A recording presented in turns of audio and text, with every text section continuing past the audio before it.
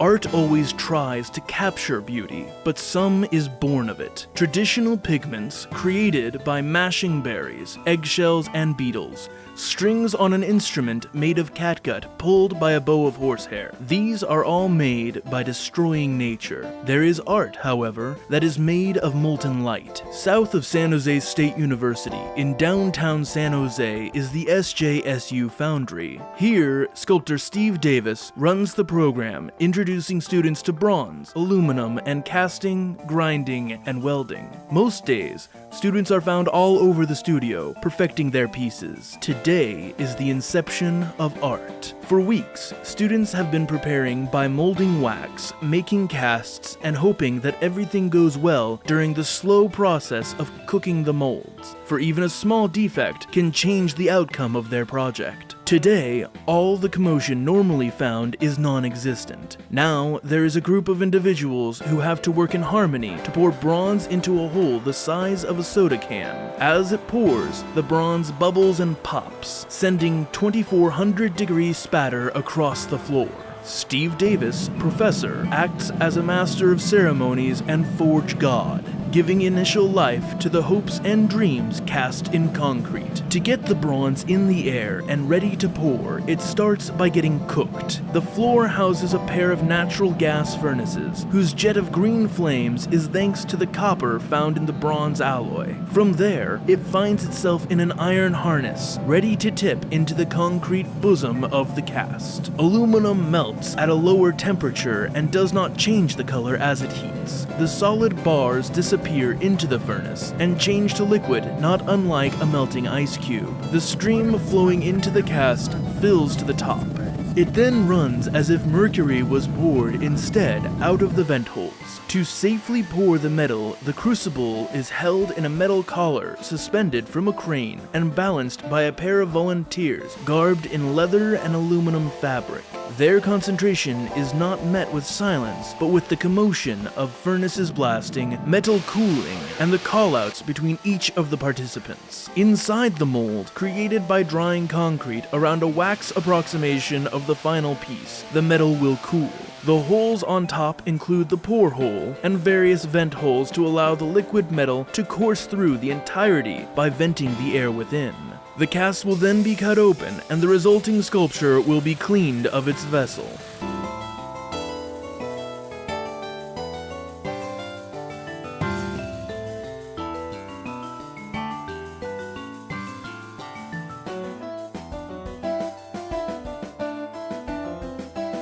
On campus, behind the engineering building, lies a nondescript building where light is molded into solid shape, the glass studio.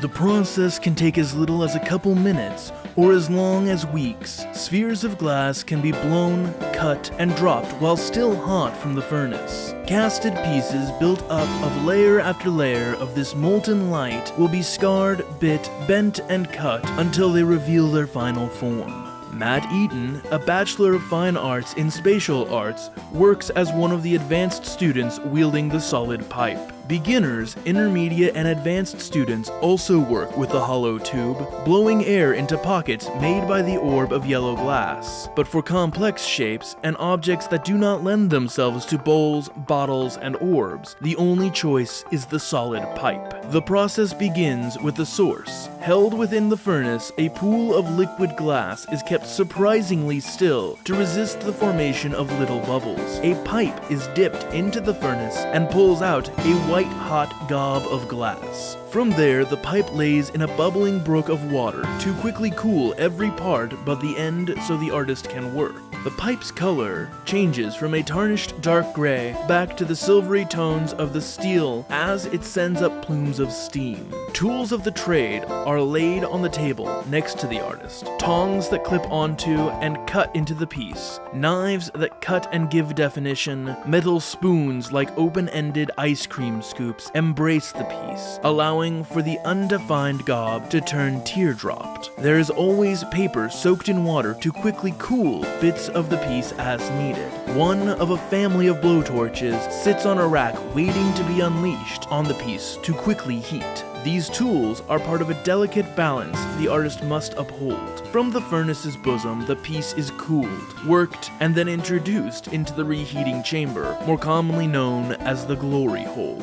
Inside blasts burning gas that heats the piece as it spins, fighting gravity. This constant force is the artist's most useful tool, but also can be its downfall. Combined with the heat, the piece droops and extends before being flipped upside down, falling back upon itself. Outside of the glory hole, the clock is reset, with 0 hour being too cold to work. The piece is molded, cut, shaped, and reshaped before being thrust once again into the fiery embrace. After enough time has passed, it is always different, even when working on similar pieces. The product is deemed finished and is thrown into the darkness of an oven. Inside, it will be very slowly cooled to room temperature to prevent any temperature fractures. Then, and only then, will it be looked over once again by the artist to determine if it is worthy. These programs keep alive techniques created millennia ago, for the pieces wrought by the hands of the professors and students represent a tactile bridge made between today and long ago. A bridge made of molten light.